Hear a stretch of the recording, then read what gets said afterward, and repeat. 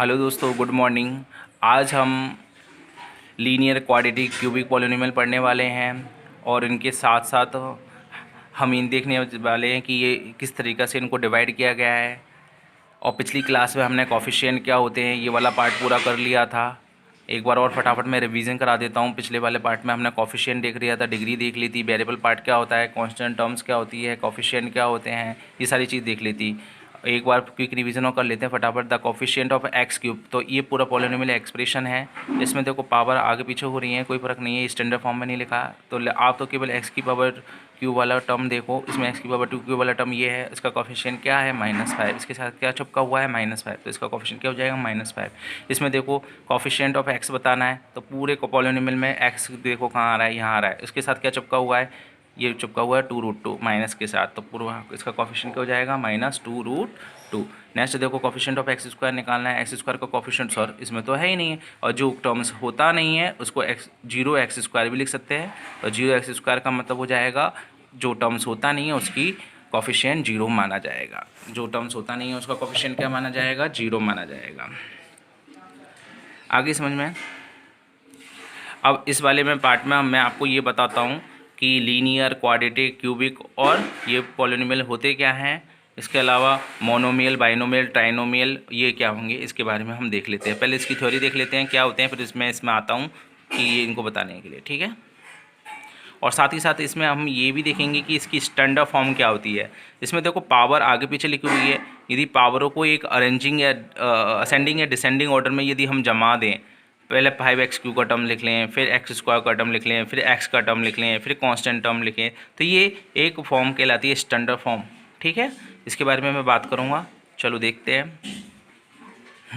तो फिर आप यहाँ पर देखिए, किसी भी पॉलिनोमियल को हमने 4 पार्टों में डिवाइड किया गया है। यहाँ पर ये linear, quadratic, cubic, by quadratic, तो ये किसके अकॉर्डिंग डिवाइड किया है हमने, डिग्री के अकॉर्डिंग। जैसे कि एग्जांपल में देखो 4x+3 में यदि इसकी डिग्री क्या है, हाईएस्ट कोफिशिएंट, इसमें वेरिएबल पार्ट की पावर क्या है, 1 है। इसमें वेरिएबल पार्ट की पावर क्या है, बाई की पावर क्या है, 1 है। बाई ये तो √2 तो कोफिशिएंट है इसका, यहाँ पर बाई की पावर क्या है, 1 है। तो जिसमें पावर 1 होती है, दैट मीन्स जिसकी डिग्री 1 होती है, उन पॉलिनोमियल को लीनियर बोलते हैं। सिमिलरली जिनकी डिग्री 2 होती है, दैट मीन्स वेरिएबल की पावर 2 होती है, उनको हम क्या बोलते हैं, क्वाड्रेटिक बोलते हैं। जैसे 2x² - 3x + 8, ये एक एल्जेब्रिक एक्सप्रेशन में इसमें हाईएस्ट पावर 2 है, दैट मीन्स डिग्री 2 है। डिग्री 2 होने की वजह से इस पॉलिनोमियल को हम क्वाड्रेटिक पॉलिनोमियल बोलते हैं। इसमें देख लो जेड यहाँ पर वेरिएबल है, इसकी पावर क्या है, 2 है, इसलिए ये भी हमारा डिग्री 2 होने की वजह से क्वाड्रेटिक पॉलिनोमियल है। क्यूबिक पॉलिनोमियल के एग्जांपल देख लो, जिसमें पावर क्या होनी चाहिए, ऑब्वियसली 3 होनी चाहिए, उसको क्या बोलेंगे, cubic polynomial. 4x³ - x² + 6x + 3, ये कितने टर्म्स का है, 1 2 3 4 टर्म्स का है, लेकिन इसकी डिग्री क्या है, 3, क्योंकि हाईएस्ट पावर ही डिग्री होती है। इसमें देख लो नेक्स्ट वाले में 8 - z की पावर 3 है, z⁻3 है, तो इसका मतलब z की पावर 3 होने की वजह से ये क्या है, इसकी डिग्री 3 है, इसलिए ये क्या माना जाएगा, इसको हम क्यूबिक पॉलिनोमियल बोलेंगे। सेम टू सेम आगे इसी क्रम में हम आगे चलते हैं इसी सीक्वेंस में। तो आपको देख रहा है यहाँ पर जिसकी डिग्री 4 हो उसको क्या बोलेंगे, बाई क्वाड्रेटिक पॉलिनोमियल। जिसकी पावर 4 हो, इसमें भी देखो जेड की पावर 4 थी हाईएस्ट, इसमें भी एक्स की पावर 4 थी हाईएस्ट, इसलिए ये वाला क्या होगा, बाई क्वाड्रेटिक पॉलिनोमियल। तो समझ में आ जाएगा बिल्कुल। हम एक्सरसाइज से और देख लेंगे। इसके बाद हम बात करते हैं टर्म्स के अकॉर्डिंग। पॉलिनोमियल को टर्म्स के अकॉर्डिंग 3 पार्टों में डिवाइड किया गया है, मोनोमियल, बाइनोमियल, ट्राइनोमियल। इसके अलावा 4 पार्ट होते हैं उसको टेट्रामोनियल, इस पर 5 होते हैं तो पेंटानोमियल, 6 होते हैं तो हेक्सानोमियल, हेप्टानोमियल, नॉक्टानोमियल, और मोर देन 3 होते हैं तो उसको पॉलिनोमियल भी बोल सकते हैं। पॉली का मतलब होता है यहाँ पर मैनी, पॉली मीन्स होता है यहाँ पर मैनी, पॉली का मतलब होता है यहाँ पर होता है मैनी। तो मोनोमियल पहले वाले बात कर लेते हैं। मोनोमियल ये टर्म्स के अकॉर्डिंग हमने डिवाइड किया है। तो मोनो का मतलब होता है 1, बाई का मतलब होता है 2, और ट्राई का मतलब होता है 3, टेट्रा का मतलब होता है 4, पेंटा 5, और ये आप जानते ही हो। तो जे ऐसा पॉलिनोमियल जिसमें केवल एक ही टर्म हो, यहाँ पर देखो -4 एक ही टर्म है, 6x एक ही टर्म है, -8 x³ एक ही टर्म है, 2⁻4 ये एक ही टर्म है, ये एक ही टर्म है। देखो टर्म तो एक ही है लेकिन डिग्री अलग अलग हो सकती है। ये कांस्टेंट है, ये लीनियर है, डिग्री 1 है, ये क्यूबिक है, डिग्री 3 है, ये डिग्री 4 है, बाई क्वाड्रेटिक है। इस टाइप से ये क्यूबिक है, t की पावर 3 है। तो डिग्री के अकॉर्डिंग अलग हमने डिवाइड किया था, और इनको हम टर्म्स के अकॉर्डिंग डिवाइड करें।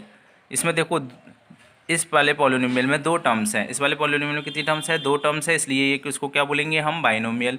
जैसे 8 + x³ माइनस ये भी दो टर्म्स दिख रहे हैं। ट्राइनोमियल वाले केस में देखो इसमें 3 टर्म्स हैं, इसमें भी देखो 3 टर्म्स हैं। 3 टर्म्स होने की वजह से ये वाला क्या कहलाएगा, पॉलिनोमियल हमारा ट्राइनोमियल कहलाएगा। सिमिलरली अब हम आगे चलते हैं। लीनियर फॉर्म, जो भी हमारा पॉलिनोमियल है उसको लीनियर फॉर्म में पावर 1 होती है, तो इस तरीके से स्टैंडर्ड फॉर्म भी शो कर सकते हैं, x⁻1 x⁻0। क्वाड्रेटिक में x⁻2 x⁻1 और फिर x⁻0। क्यूबिक फॉर्म में x⁻3 x² x⁻1 फिर x0। बाई क्वाड्रेटिक की एक्सटेंडेड फॉर्म में x⁻4 x⁻3 x² x⁻1 x⁻0।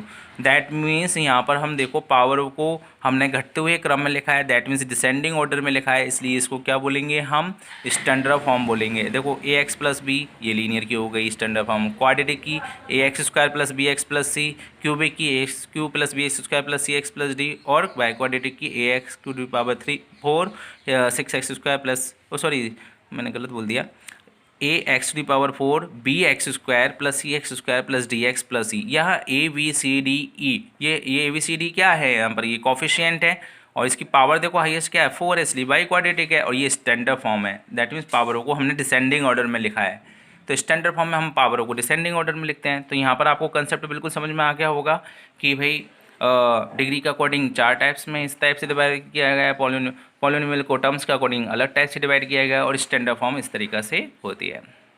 चलो अब क्वेश्चन कर लेते हैं। यहाँ पर हम RS अग्रवाल में वापस आ जाते हैं। तो यहाँ पर आपको आइडेंटिफाई करना है कौन सा कांस्टेंट है, कौन सा लीनियर है, क्वाड्रेटिक है, क्यूबिक है और बाई क्वाड्रेटिक पॉलिनोमियल है। तो यहाँ पर देखो इस वाले पॉलिनोमियल में आपको क्या दिख रहा है, बाई x की पावर वेरिएबल की पावर 1 दिख रही है, तो इसलिए हम यहाँ पर डिग्री के अकॉर्डिंग इनको डिवाइड करते हैं, लीनियर है कि क्वाड्रेटिक है कि क्यूबिक है। तो डिग्री देख लो बस आपको इन सारे में।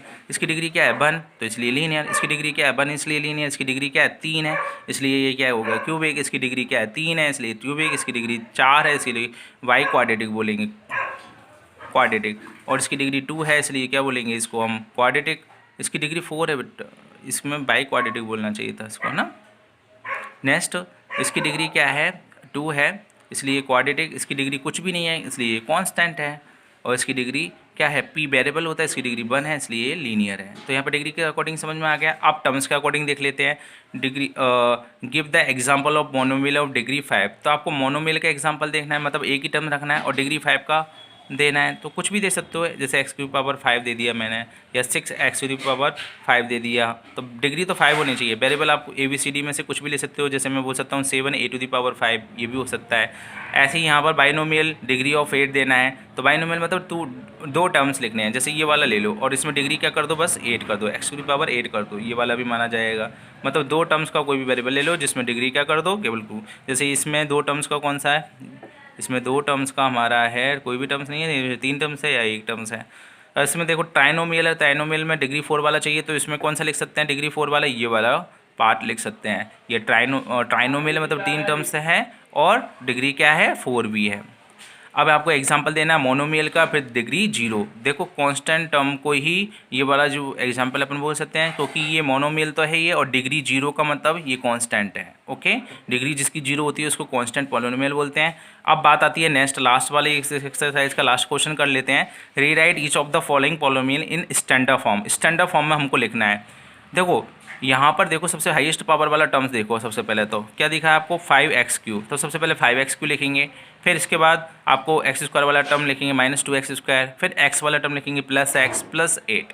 तो ये हमारा स्टैंडर्ड फॉर्म में कन्वर्ट हो जाएगा। इसी प्रकार इसको क्या लिखेंगे, सबसे पहले 2y³ + 4y² - 3y + 2y3, constant को लास्ट में लिखेंगे। सिमिलरली इन दोनों को लिख लेंगे। इसमें t वाले को और बता देता हूँ लास्ट में, t की यहाँ पर हाईएस्ट पावर क्या है t4, तो सबसे पहले t4 लिख लेंगे। फिर देन इसके बाद 3t लिख देंगे, फिर -t² + t + 2। तो इस तरीक़ा से हमने इस वाली वीडियो में कवर किया है कि स्टैंडर्ड फॉर्म क्या होती है, टर्म्स के अकॉर्डिंग पॉलिनोमियल को कितने पार्टों में डिवाइड किया गया है, और साथ के साथ डिग्री के अकॉर्डिंग कितने पार्टों में डिवाइड किया गया है, लीनियर, क्वाड्रेटिक, क्यूबिक, इस टाइप से। ठीक है, मोनोमियल, बाइनोमियल, ट्राइनोमियल। एक बार दोबारा से देख लेना, आपको बिल्कुल समझ में आ जाएगा। और एक्सरसाइज के लिए इन वाले क्वेश्चनों को करके देख लेना, आपको बिल्कुल समझ में आ जाएगा। अब नेक्स्ट वाली वीडियो में हम exercise two that means two भी एक्सरसाइज करेंगे और उसमें हम देखेंगे जीरोस क्या होता है। So thank you, next video में मिलते हैं।